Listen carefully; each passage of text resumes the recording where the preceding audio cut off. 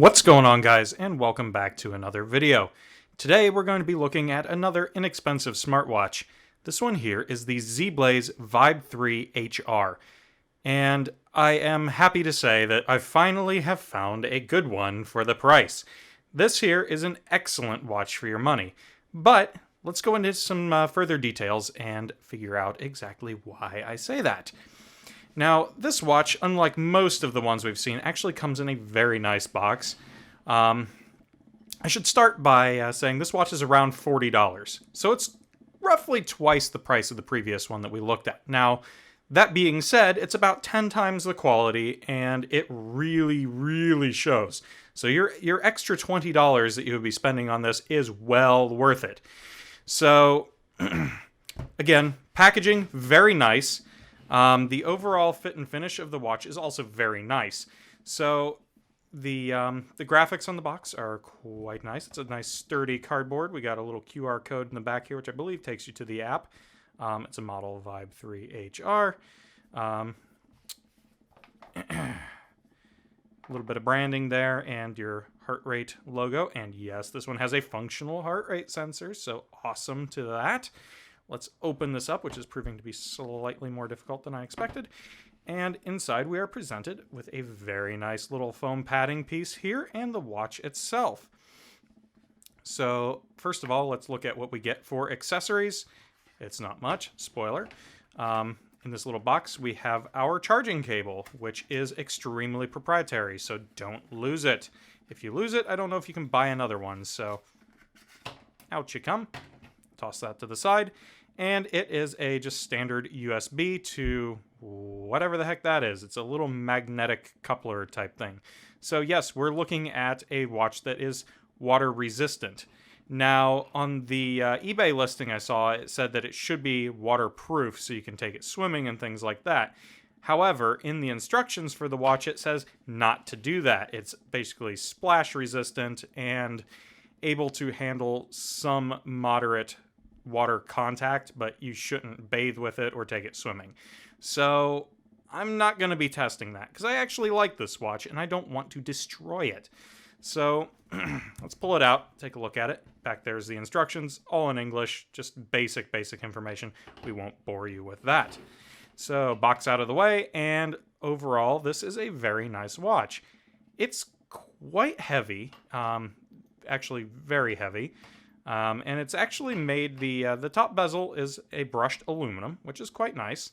And you'll see the heart rate sensor going there because it is on. The body of it is what feels like a fiber reinforced plastic, quite tough. You have 4 buttons on the outside, which are labeled. We have our power, back, up, and down button. Power wakes it up. Now I have the lock screen on there, which is something that's optional for this watch. You notice the first little screen it comes to. We'll get into that a little bit more later. And I also have the constant heart rate turned on. So it periodically takes your heart rate measurement. So navigating the watch is very simple. We have our power button, which wakes it up. Hit it again if you have the lock screen enabled to get to the actual watch face. Press it again, and it switches between watch faces. There are a total of 3. We have this one, which is the one I like the best, which is also the default. Gives you time and your information. You have this one, which is basically the same thing, but a little bit brighter. And this one again, which is all the same information, once again, but a little bit different layout. So of those 3, this one's my favorite. It's the dimmest one, so it is the hardest to see, but I like the layout of that one a little bit better. So let's power it up here again. You'll notice the screen timeout's fairly quick, so you got to be a little bit quick with it. You got your pedometer. You have calories burned. You have how far you've traveled. Your current heart rate, which... Let's see if I can get it to take a measurement here. That's just whatever it read last. Which actually is probably fairly close. So, okay, 61, 60. So that's about correct. It's not perfect, but it's actually functional, unlike some of the other ones we've looked at. Sleep monitor, which you actually have to wear to do it. Messages, shows that I have 3 missed messages. We won't get into that right this second. And I let it time out. Sport mode, timer, and find my phone, which is quite nice, and power off. So, okay, basically that's all the functions this has. It's a very basic watch. However, text notifications and call notifications work perfectly on this. They get sent to it every time. There are some limitations, however, to that. I have gotten text and Facebook Messenger to come to it just fine. However, email notifications, there's just no option for that as far as I can tell. And other apps, like sometimes like with Android Wear and stuff, you can have like eBay and other like Amazon, things like that would give you like tracking notifications or shipping notifications, stuff like that would come to the watch. This doesn't have that. Not a deal breaker for me. I'm mainly worried about text messages and Facebook notifications, and both of those come through just fine. So that is a strong point on this. It does very well. It shows you a small like sample of the message, not the full message. And that works just fine. I have it paired to an Android phone. We'll get into the app a little bit later. Now, if we go into sport mode, we can actually select different types of activities here. So right there's running, walking, climbing, riding, ping pong, of all things, basketball, badminton, football. So basically, I'm back to sport. So it cycles around. It has a bunch of preset activities that you can select, and it just kind of tells it that that's what you're doing for a given amount of time. I haven't tested those out, and I don't really plan to because I don't think I would be using that feature. This is not a touchscreen device, as you've probably noticed. It has our 4 navigation buttons, and that's it. And I actually quite like that, because little touchscreens like this size can be quite finicky to use. And really, this has just got a really chunky piece of glass on the front of it to make it durable, and 4 nice little tactile buttons around the outside. However, I will say this, the up button here is a little bit squidgy. Still works just fine, but it doesn't click like the rest of them, so not quite as well as the rest. So not a big deal, but just something I've noticed. Now, onto the physical sort of shape of this watch. It's quite large, and if you notice on my rather small wrists, it looks a little bit oversized. But it's fairly comfortable, so I don't really mind it.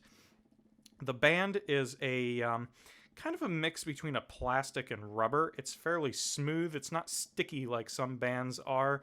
I got mine in red, which it's kind of a maroon, like a dark red, but that's the only color that was available at the time from a US seller, so it's whatever. I'm not a huge fan of the band. It's quite comfortable, but I don't like the looks of it, and I think I'll probably swap it out for a leather or metal band eventually. So yeah, overall, it's still quite well built, and I don't mind it, and I think most people would get along with it just fine. It's actually quite an easy band to swap because it has these little Allen key type things on either side. I prefer that way more than the standard sort of method, which are the little spring-loaded whatchajiggers. Those are just awful to try to swap out. This using an actual like little bolt is quite nice, as long as you have the type of screwdriver to get in there, which I have, but I prefer that over the normal watch bands. But yeah, it's built really nicely. They claim this is Gorilla Glass on the front. I don't know how to test that really offhand. I'll say maybe, but it just feels like a piece of glass to me, which is fine. You shouldn't really have any issues with that. The back is a stainless steel, and you have your little heart rate sensor here, which I think is glass. Feels like glass. And you got your 2 little charging contacts, which this charger clips on very nicely too, as long as you get it the right way around. And you'll notice it won't actually allow you to put it on the wrong way. It clips one way and only one way. And it charges up in about an hour, I'd say. Now, battery life. This thing lasts forever, practically. Compared to the other watches I have used, this thing gets a phenomenal battery life. So far, I've used it for several days, and it went down to about 75% and stayed there. So I'd say you could get like 4 or 5 days probably on a charge on this. So it's pretty darn good. I haven't used it like a full charge cycle yet. Eventually I will, but I don't foresee the battery being an issue at all in this. And I even have the wake up gestures enabled on here, which work very nicely. I also have the constant heart rate sensor enabled, and all of those things are things that drain your battery, and it's just fine. So I'd say as long as you can get like 2 or 3 days on a watch, you're usually pretty good. As long as it makes it through one day, frankly, that's fine because you can just plug it in at night. And this one gets several days. So that is perfectly acceptable in my eyes, especially for the price. $40 or $42 to $43. That's fantastic for what you're getting here. I'll mention the screen looks very nice on here. It's not the highest resolution thing in the world, but again, from like wrist length, when you're reading it on your wrist, it looks just fine. I would not need anything more than that. You can read text just fine. And it's nice, bright, colorful. I think it's an IPS display from what I've seen and just my observations of it. It looks like an IPS screen. So that's pretty darn fantastic. So let's get into the app and take a look at that and see what it looks like. And overall, yeah, it's pretty good. The watch, hardware-wise, pretty good. So let's take a look at the software. Okay, so here is the Android app. This is called Wear Health, and seems to be, I don't know, there are mixed reviews on it, as every app seems to be when it comes to smartwatches. So it's a fairly basic sort of fitness tracker app. So it gives you your step count at the top, sleep monitor, which, oops, I didn't have it on last night, so that's obviously not working. Last heart rate measurement that it got successfully. How many calories burned, all that sort of stuff for the day. Now, if you click on any one of these, it'll give you a little graph. It takes a minute to load. And then it shows you your heart rate throughout the day, your average heart rate, highest heart rate, and lowest heart rate, which the lowest is probably just a bad measurement there because 45 seems a little bit low. And highest 144. I don't know what I was doing, probably running up and down some stairs or something, but yeah, hideously out of shape. So yay! Then we get over to sports, which this gives you like different activities. You can actually start it from here, which is pretty cool. And it can give you a map and use your GPS locations. Not really, haven't dove into this too much and probably won't. You can add like other people and friends and stuff in here. Also, don't really care about that. And then the thing we really care about, which is configuring the watch through it. So you go into device management. You can configure all your settings for the watch, continuous heart rate, lift to brighten the screen, which is your kind of twist to unlock sort of thing. Call reminder, SMS reminder, do not disturb. You can turn that on if you choose, which kind of defeats the purpose of all the other stuff. Then we can go into screensaver, which is that little background that you can see every time I unlock the watch. You can actually change that. You can upload your own photos to it, which is pretty cool. This is one somewhere in North Carolina that one of my friends took, actually. It's not one of my pictures, but it was something that I could throw on there. I will say when you transfer a photo to it, set it to the slowest transfer speed because it can corrupt the image as it goes over. And it does some really interesting stuff when you do that. As long as you have it on the slowest setting, it takes like 2 or 3 minutes to transfer, but after that, it's just fine. And you're probably only going to do it once or twice on this thing, so not a big deal. You can also change the font color for the clock and the position on the image. So if you want it down towards the bottom or top or left or right, you can do that. That's quite neat. I will point out something here. When you go to time position, there's centered, up, Dwan, left, and right. So that's quite interesting. Only real typo I've found, aside from a few like odd wordings. Obviously, this app has been translated and not the best, but it works, and it works reasonably well. You can set your formats down here, units, and all of that actually works on this. So I am very happy with this app. It seems to be just fine. You do have to create an account, though, for it, something that I will mention. Now, it doesn't care if you put in like real information or not. It asks you for an email address. I gave it a made-up email address, and it was just fine. It doesn't send you anything to activate the account or anything like that, so not a big deal. It just kind of creates a little profile for you, I guess, and it is whatever. I don't really care about that. It's fine. But yeah, the app is basic, and it gets the job done. It's a little glitchy from time to time, but it seems to do what it sets out to do, and it's nowhere near as bad as a lot of these other cheap devices that I've reviewed.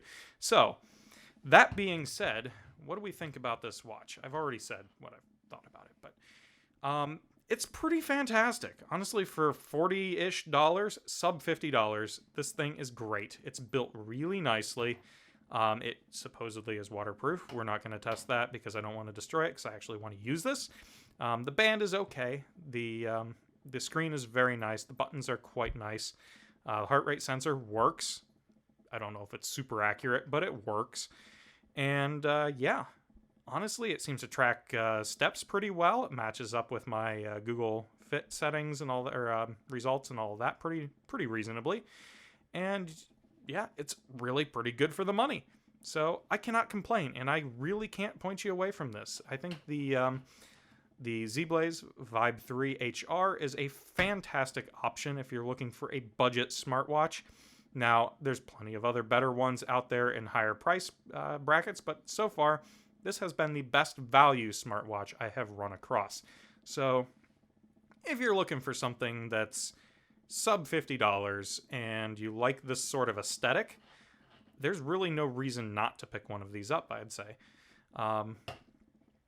Only drawback is the size. So if you've got tiny little wrists, maybe not the best watch for you, but if you like a larger watch and you like the aesthetics, go for it. These are fantastic. Anyway, guys, I hope you enjoyed the video, and if you want to see more stuff like this in the future, please do like and subscribe, and I will keep more videos like this coming. And for more computer-related content, please go ahead and keep an eye out on the channel because I've got several other projects in the works, as well as a couple other watch reviews. I know people seem to like these quite a bit, so I will keep these on coming. Anyway, let me know what you think down in the comments below, and I will see you guys in the next video.